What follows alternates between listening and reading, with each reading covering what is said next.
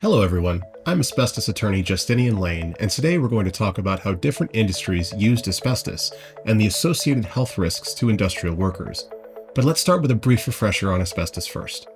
Asbestos refers to a group of 6 naturally occurring minerals that in their raw form appear as simple rocks, just like this one.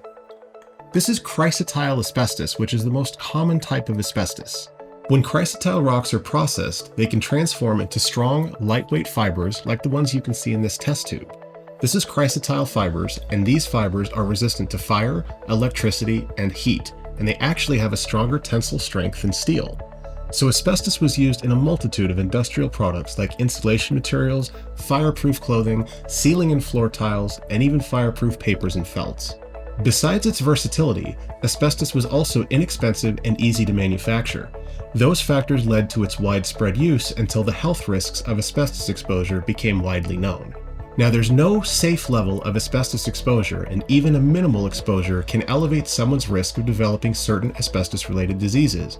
However, most health issues arise from substantial exposure to asbestos, often occurring in industrial settings.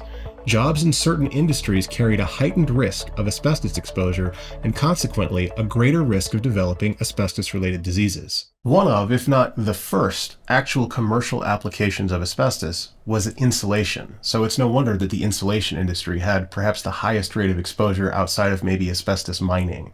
So asbestos insulation came about because as the Industrial Revolution was happening, all of the various things that were running off of steam, like locomotives or boilers or steam pipes, all of those things run much better if they're insulated well. So the industry came up with asbestos insulation. And I have here a catalog from 1920 that shows you one of the very first types of asbestos insulation was 85% magnesia insulation. The rest was asbestos.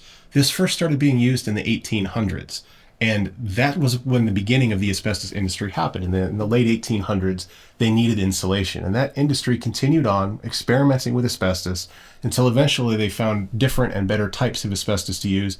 So because asbestos was originally used as an insulator, people who worked as insulators or in the insulation industry are among the highest risk of exposure to asbestos. They worked with pipe coverings, they worked with block insulation, they worked with sectional insulation, all kinds of products that you had to cut or saw or drill or sand to mount effectively onto whatever it was you were trying to insulate. And every time they did that, it would have released asbestos fibers into the air for them to breathe. Today, there's no major manufacturer, in this country at least, that makes asbestos insulation. But in the 40s and 50s and 60s and 70s, pretty much every kind of insulation you'd buy had asbestos in it. Those are the reasons why the insulation industry had perhaps the highest exposure to asbestos of any other industry. As I said before, asbestos exposure can cause a number of serious diseases. Before we talk about those diseases, let's view a medical animation illustrating how asbestos actually causes those diseases. Our law firm worked with a leading medical animation company to develop this animation, and it accurately depicts the disease process. When we breathe in foreign particles, we cough to expel them from the airway. But asbestos fibers are tiny, indestructible needles that can embed themselves in the lungs or the pleura, damaging the tissue and causing hardened scars. In response, the body sends macrophages to digest and expel the asbestos fibers. But the sharp asbestos fibers pierce the macrophages, killing or warping them. This causes the macrophages to send the wrong chemical messages that cause the growth of carcinomas. Asbestos fibers also release free radicals that further damage the lung tissue and cause diseases to form. Not all of this damage is immediately visible, but over 20 to 50 years, asbestos can cause breathing problems like asbestosis, as well as mesothelioma and lung cancer. Similar processes occur when a person swallows asbestos fibers, and those fibers can cause throat cancer, stomach cancer, and colorectal cancer. Mesothelioma is the most notorious disease linked to asbestos exposure. This rare and aggressive cancer is caused almost exclusively by asbestos exposure, and it affects the mesothelium, a thin membrane surrounding our internal organs. There are only about 3,000 mesothelioma cases diagnosed annually in the US, and our firm has been successful in obtaining substantial compensation for our clients with mesothelioma. Besides mesothelioma, asbestos exposure is also linked to lung cancer. While there are other causes of lung cancer, such as smoking, individuals who smoked and were exposed to asbestos industrially face a significantly higher risk than non-smokers exposed to asbestos.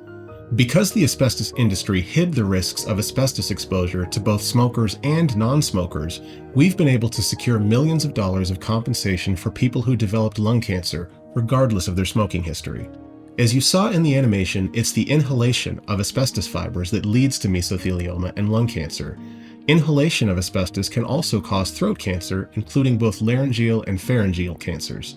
Breathing asbestos can cause cancer, but so can ingesting asbestos, which often happens accidentally when people have their mouths open around asbestos dust. Ingesting asbestos has been shown to cause stomach cancer and colon cancer as well, and we've obtained meaningful compensation for our clients with those cancers. In addition to cancer, asbestos exposure in industrial settings can also cause asbestosis, a non-cancerous but serious lung disease caused exclusively by the inhalation of asbestos dust. Asbestosis occurs when inhaled asbestos fibers permanently damage lung tissues that are needed to process oxygen. While asbestosis is rarely fatal today, it can be, and we've been privileged to represent a number of families who lost a loved one to asbestosis.